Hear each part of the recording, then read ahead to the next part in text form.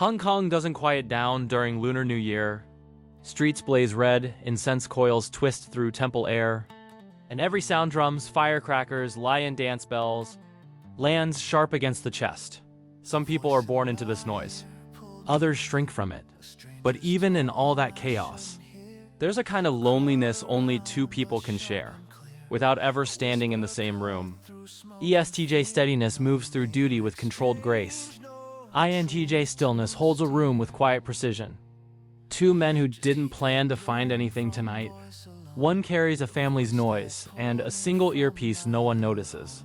The other speaks from a small apartment, voice calm and exact. A call that shouldn't last, a line that won't break. Control leaving one hand and settling in another. This is the night a voice in one's ear becomes the only place one feels seen. This is Men Being Too Intimate, Season 2. The voice in my ear. Holiday afternoons always made Chun restless. The city slowed just enough to feel soft, but not enough to feel peaceful. Sunlight pushed through his blinds in thin gold lines, warming the desk where he worked through a few leftover tasks, just to keep his mind from drifting. When his code finished running, he leaned back, cracked his knuckles, and waited for the next dataset to upload. His eyes flicked toward his phone, half buried under a notebook. He checked the hallway, listening for any sign that his wife or son might suddenly appear. The apartment was alive with holiday sounds. Rice cooker hissing in the kitchen, his kid tapping on a game console, the faint chatter of his wife speaking to a relative on video call. Chun slid his thumb across the screen, opened the hidden adult app he kept tucked away behind a disguised icon, the kind of space he only entered when the hunger became too sharp to ignore. He scrolled, post after post, until one caught his attention. A simple line, "I want someone I can lead." He read it twice, felt something shift in his chest, and typed before he could overthink it. They exchanged a few messages, just enough to crack open that tiny space where danger starts to feel like relief. "You sound tense." Chun froze for a moment. It felt like the stranger could see right through his screen. His wife laughed at something in the other room. His son yelled at his game. And from the kitchen, the rice cooker gave its final loud hiss. And in the middle of all that domestic noise, Chun's fingers moved on their own. "Can I hear your voice?" A long pause. Then a voice note slid onto the chat. Chun tapped it. A young voice filled his ear. Quiet, steady, controlled in a way that made Chun's stomach flip. A softness wrapped around something firm and unyielding. He swallowed hard. In the bright, ordinary afternoon of his home, surrounded by the sounds of his family, Chun felt himself leaning toward that voice, like he had been waiting for it without knowing. Chun replayed the voice note. The first time made him swallow. The second time made his breath hitch. By the third, his pants tightened uncomfortably. A faint tingling heat spreading down his legs that made him shift in place. As if finding a more neutral position might hide it from himself, he adjusted his posture, and hoped the movement didn't look like anything. Then a message appeared. "You like what you hear." Chun's thumb trembled once before he steadied it. "Yes." Another message dropped in. "This app is slow. Move to WhatsApp." Chun froze. WhatsApp wasn't anonymous, it was real. Phone numbers, call logs, a name that could pop up at the wrong second. Another message arrived before he finished hesitating. "Unless you're scared." That word hit him low, harder than it should have. Maybe that was why Chun typed, "Give me your number." The reply came instantly. "Add me. Don't make me repeat myself." Chun added the number. A new WhatsApp chat opened. Blank profile. No name. Just a typing bubble appearing immediately. "When I call, you answer." Chun's breath tightened again. Another sharp tingling ran down his thigh, and he shifted a second time slower. Trying to hide the pull gathering beneath his ribs, he typed, "Okay." A message returned. "Good." Chun nearly jumped when his wife walked past the open bedroom door. He angled the screen toward his leg, heart drumming in a rhythm far too noticeable. Another message came through. "Stay close to your phone." Chun stared at those words. He shouldn't. He absolutely shouldn't. But his body had already answered. Chun left the bedroom because it felt suddenly too small, too warm, too loud with the sound of his own heartbeat. He stepped into the hallway and inhaled, as if telling his body he just needed a moment of air. His wife noticed him first. "Lunch will be ready soon," she said lightly. "Yeah," he answered, trying to make his voice even. "Just getting some air." He took a slow step toward the front door. His phone lit up in his hand. He didn't answer. Didn't even breathe. He swiped the screen into mute, so the vibration stopped immediately. His wife didn't hear it, but she glanced over her shoulder at him. "You okay?" "Work thing," Chun murmured. He typed quickly, thumb stiff. "Give me 5 minutes." The reply came instantly. "No, 1." Chun's pulse kicked hard. He typed, "I can't. Family's here." Nothing. He opened the door anyway, stepping out into the cool hallway, closing it behind him with the softest click. He walked fast toward the elevator. Phone low, shoulders tight, every step both shame and relief. Inside the elevator, he typed, "I'll text when I'm ready." The elevator descended toward the parking lot. Still no reply, just the silent screen. And Chun's own reflection staring back at him. He exhaled slowly. The doors opened. Chun shut the door quietly, letting the parking garage swallow the sound. The car's interior hugged him in shadows. A private world separated from the noise upstairs. He checked his phone again. Still no reply.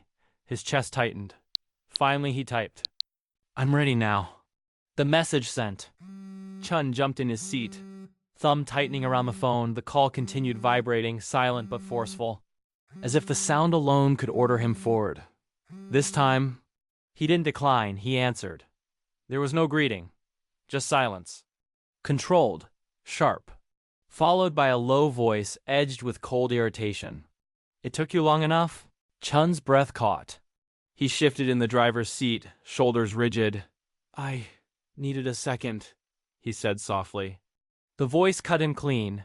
"You wasted more than a second." Chun's hand tightened around the steering wheel, a reflex he couldn't explain. A short exhale came through the phone. "Say it properly." Chun swallowed. "I'm here now." "Wrong." His stomach flipped.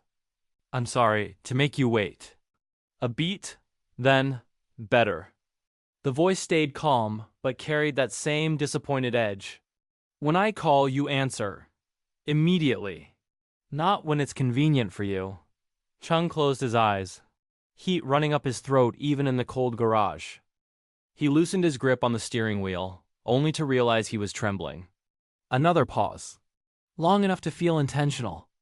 Then, "Now sit back against the seat and don't move." Chun obeyed without thinking, but he didn't speak. He didn't dare. Hay lived in a room small enough that silence had nowhere to go. The whole flat could be crossed in 6 steps. 7 if he exaggerated. Hay didn't mind the size. He liked knowing where everything was. He liked the control of it. And today, he liked that Chun's shaking breath was the loudest thing in the room. He sat with one knee drawn up, phone held loosely. Expression unreadable. The same stillness he carried everywhere. Just listening, measuring, the call was still connected. He could hear Chun breathing hard, getting excited. "Stop." Chun followed it. A long, trembling breath. Hay's eyes half closed. Faster. Another breath. More controlled this time. Hay shifted slightly. Bare toes brushing the cool floor tiles, phone warm in his palm. "Stop." Chun did it. Hay heard the exact moment. The slight adjustment. The breath held, then released. He imagined the scene clearly. Chun in the dim garage, in the driver's seat, muscles tight. "Good," Hay said quietly. "Keep it there. Don't move unless I say so." The way Chun went silent at that told Hay everything. Older men always thought control came with age. Hay knew better. Control came from attention, and Chun was already giving him all of it. The call hummed softly between them. Hay lowered his voice, not gentle, just exact. "When you're following me, you don't question. You stay." Chun whispered, "Yes." Then Hay added, almost like instruction, "When you go back upstairs, act normal." Chun's breath faltered. Hay continued, "And we can continue where we left." Chun's voice came soft, obedient. Yes, but I need to go. Family thing to temple. Which temple?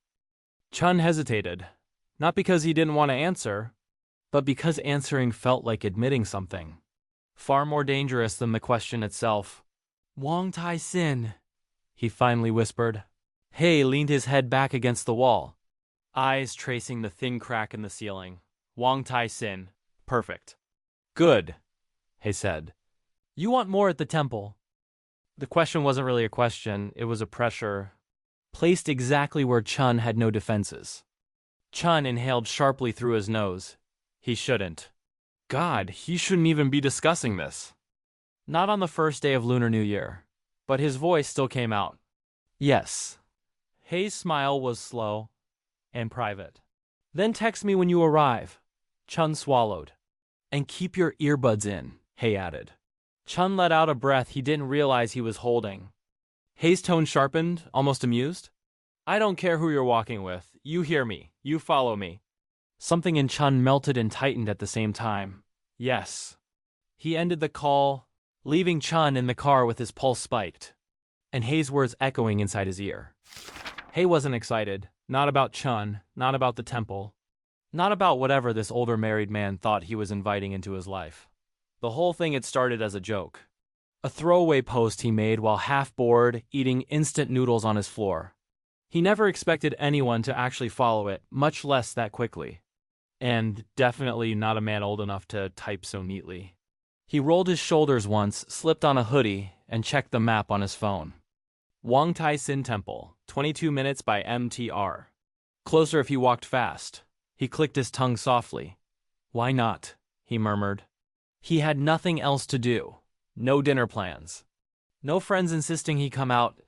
New Year's Eve meant crowds, noise, blessings, firecrackers, and a city that vibrated with energy whether he joined it or not. Might as well step into it. He pocketed his phone and left the flat, locking the door behind him. Outside, Hong Kong was alive. Street vendors yelling over each other. Red envelopes pinned to storefronts. Lion dance drums echoing faintly from a nearby plaza. Hei slipped into the crowd like he'd always belonged there.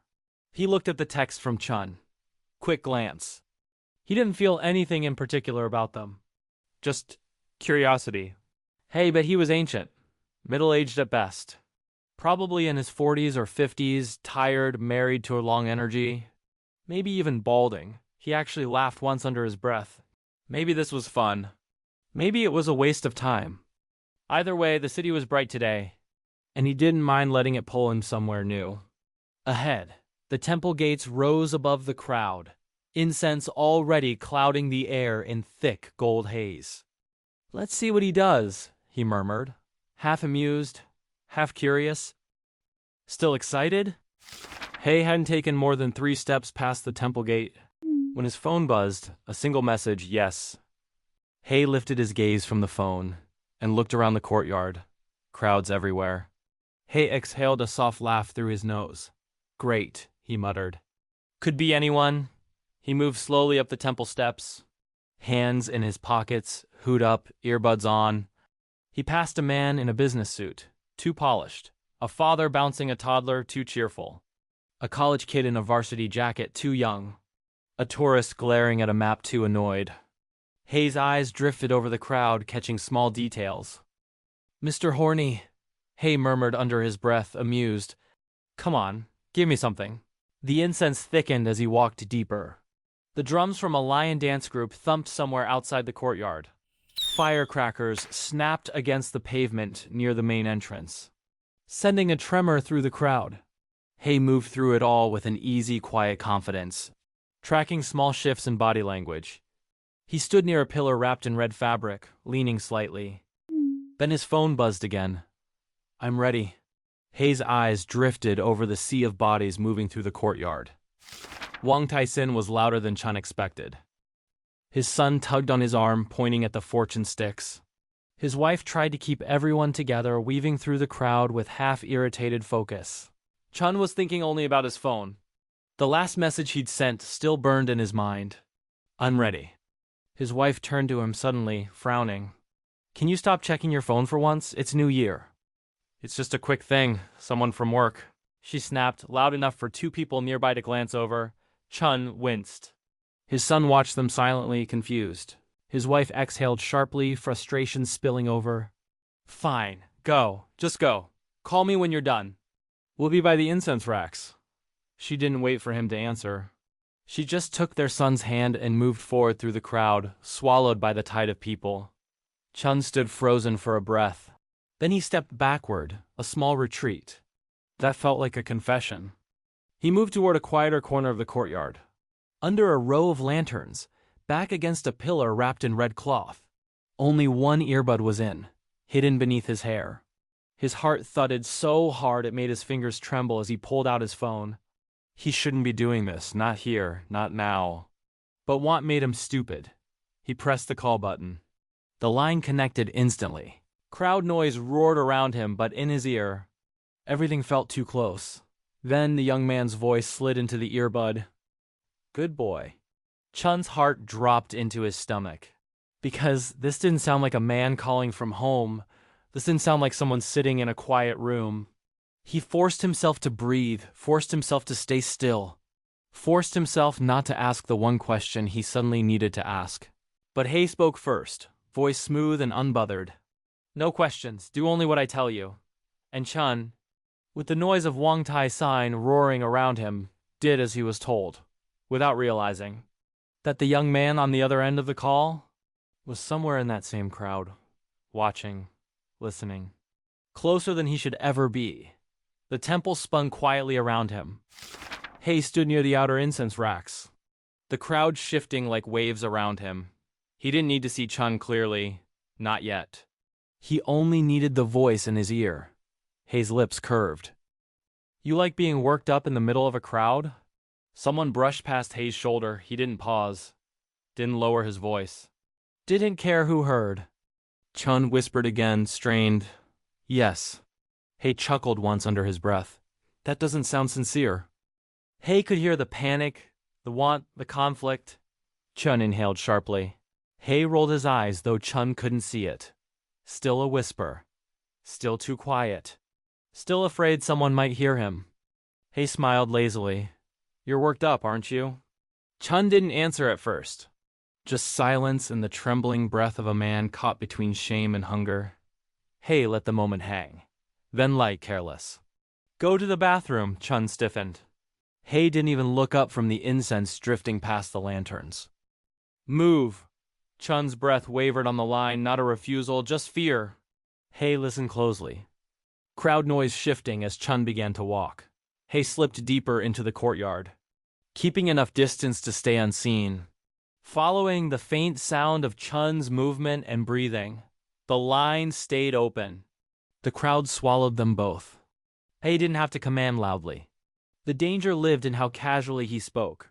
You're going to disappoint me if you slow down. Chun whispered back, I'm going. Chun exhaled shakily and obeyed. Hay watched the crowd part around a man he assumed might be him. Older, tense, moving like he was pretending everything was normal.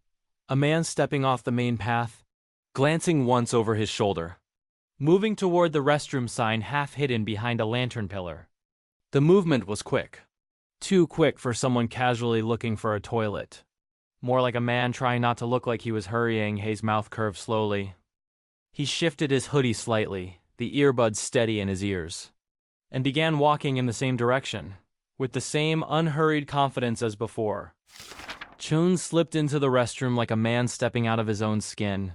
The moment the door closed behind him, the world changed. He kept one earbud in, buried under hair, hidden from anyone who might walk past. Hay's voice slid through it immediately, low and too calm. Good. Chun swallowed hard. His throat clicked loud in the quiet room. Hay continued, tone sharp but unhurried. Walk to the urinals. Chun's feet moved before he decided to move. A kind of shaky obedience he couldn't explain. He hated the way it felt. Hay listened to every step he took. The soft tap of his shoes on tile. The faint breath he didn't realize he let out. You wanted this enough to sneak away from your family, he said quietly. So don't freeze now. Chun exhaled shakily. He could feel the heat rising again, that stupid, humiliating pull low inside him. The one Hay's voice always seemed to find. He reached the row of urinals. Hay spoke again, voice steady, precise. "I want to hear you breathe." Chun tried. A slow breath, barely controlled, barely sound. Hay exhaled a soft, almost amused sound. "You came here worked up from my voice." "Admit it." Chun squeezed his eyes shut. The word came out strangled, humiliating. Hay hummed like he already knew. "Good. Now do it." Chun's pulse tripped. He didn't know yet, especially in that blinding, quiet room, that Hay was still outside the door. The restroom door groaned open. Chun jolted, his shoulders tightening, breath cutting in half. The footsteps came closer. Chun's pulse hammered so hard it made his fingers shake. Hay's tone sharpened. "Don't look. Stay exactly and continue as I told you." Chun swallowed hard. His knees almost gave out. The footsteps stopped beside him. The faint scent of someone wearing cheap laundry detergent. The quiet shift of weight as the person stood at the next urinal. Chun's breath shook out of him, a tiny, humiliating sound he couldn't swallow back. Hay murmured, "You sound hotter when you're scared." Chun's eyes fluttered shut. His fingers dug against porcelain. Hay almost laughed. Chun shook his head once, the tiniest, most terrified denial. A sudden sound shattered the room. Someone deeper in the restroom had finished. A stall door creaked open. Chun jumped. Actually jumped. And instinctively zipped up his pants and stepped back from the urinal, panic ripping through him. The spell broke with the noise, the danger, the humiliation. The reality crashing in too fast. Chun's breath collapsed inward, his shame hit like a wave. The restroom door swung open again, voices spilling in from outside. Chun reached up with shaking fingers and ripped the earbud out. It fell into his palm, warm from his own heat, too real. He shoved it into his pocket. Hay didn't move. Chun didn't look back. Couldn't. He walked out of the restroom, breath unsteady, face burning, pulse begging for relief that would never come. Behind him, Hay finally lifted his gaze, watching him leave. Silent. Expression unreadable, but entertained. Some afternoons don't drift the way they're supposed to. Some moments begin with a bored tap on a screen, a stranger's voice sent on impulse, a message typed too quickly, and end in the back corner of a temple restroom, with a man breathing like he's standing too close to a fire. When two people chase the same thrill, from opposite sides of a festival, and pretend it isn't dangerous, because not every closeness is tender. Not every tension is meant to last. Sometimes what lingers is simply the silence afterward. The echo of a command, the guilt cooling slower than the body, and the memory of a line crossed too easily. The ESTJ and INTJ. One moving with reckless spark, one cracking under quiet hunger. A pairing that doesn't soften, doesn't promise, and still leaves a mark where no one can see. This was men being too intimate. A moment found, a line crossed, a breath held too long. If this stayed with you, listen to more from Gay Audiobooks, where tension meets temptation, and quiet becomes everything. Subscribe, like, and follow for the next story. Also my short novel, Men Being Too Intimate series. One night only, when the car door closed, the sunrise didn't ask for more. And more are now available on Kindle Unlimited. You'll find the link in the description. Hope you check it out and enjoy.